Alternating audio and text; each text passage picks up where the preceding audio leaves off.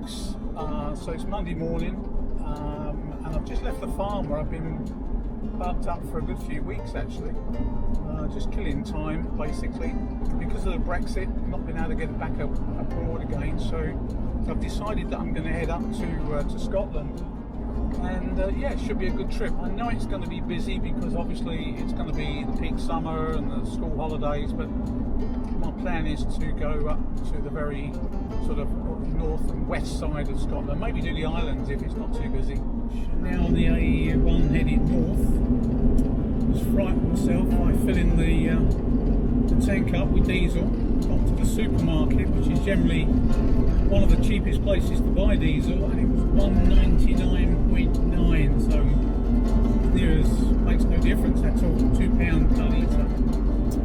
So yeah, it's going to be an expensive trip from the fuel point of view.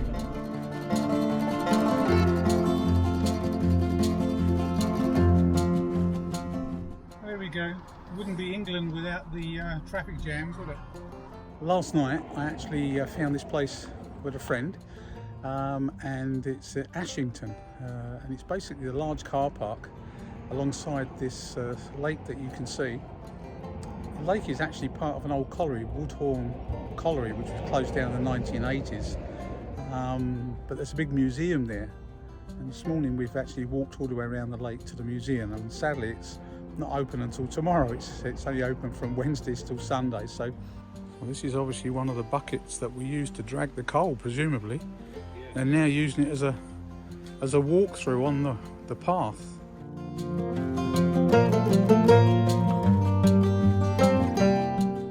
So this is the old Woodhorn Museum Railway, and the sign saying it was £2 return, but it looks like it hasn't been used for years because this truck here is off the rails.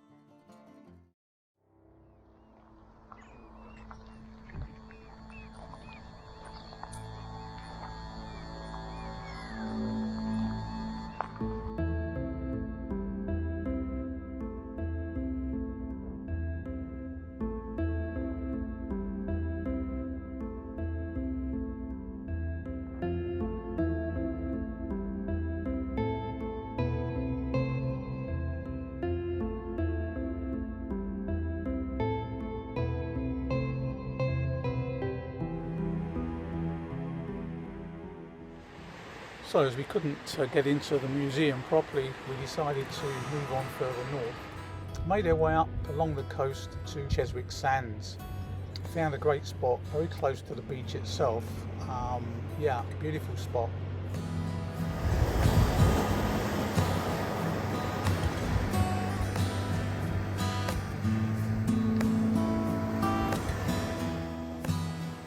So it was a little overcast when we arrived, and having a nice walk along the beach when suddenly, almost out of nowhere, a really strong wind came up and started to blow the sand all over the place. Our next stop was Berwick-on-Tweed, where we took a walk along the coast from Berwick down to Spittal, walking under the Royal Borders Bridge.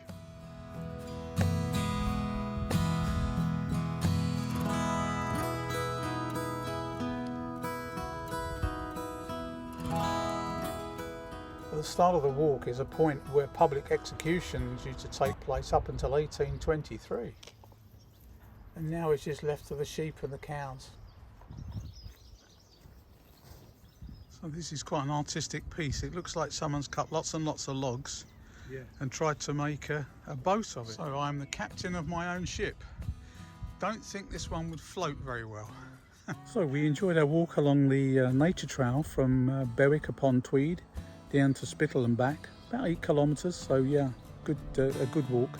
But we were keen to move on. I was keen to get up to Scotland. Roy only had another day or two before he had to head south, so we decided to head back to the vans, spend one more night in the area, and then make our way up to Scotland. Okay, so we're actually leaving Northumbria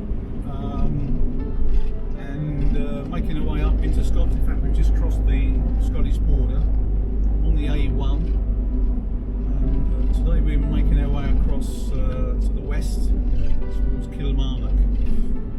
So yeah, it's been a great few days so far. beautiful again today, although the wind is pretty strong. But yeah, it's been great so far.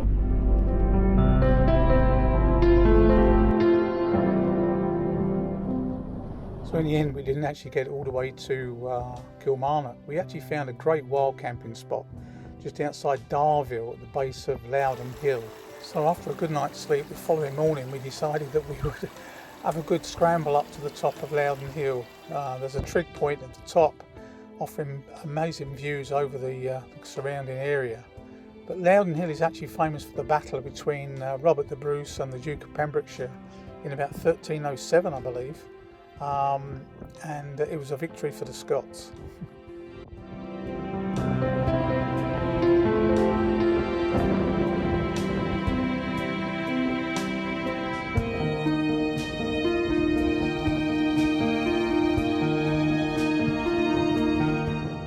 Okay, so we had a great day exploring around Loudoun Hill, going for a nice long walk and scrambling up to the top of the hill. Where the trig point was, and fantastic views out over the countryside. It's a stiff old climb. We were both panting by the time we got up to the top, but nonetheless it was worth it. But back down in the campers, we decided to move on a little bit, and we drove up to Largs, where we found a park up near the marina. Free park up, no facilities apart from rubbish bins, but a super quiet spot. We had a great sunset last night, and this morning we've had a great sunrise as well. But it's the end of the first week, and unfortunately Roy's got to get back down south, so it's where we're going to be splitting up today. Roy to go south and me to go further north and west. It's been a really enjoyable week. I've enjoyed Roy's company. It's good to be with somewhere you can have a chat to and things like that, which is quite unusual for me. I'm usually on my own all the time, so that made a bit of a change.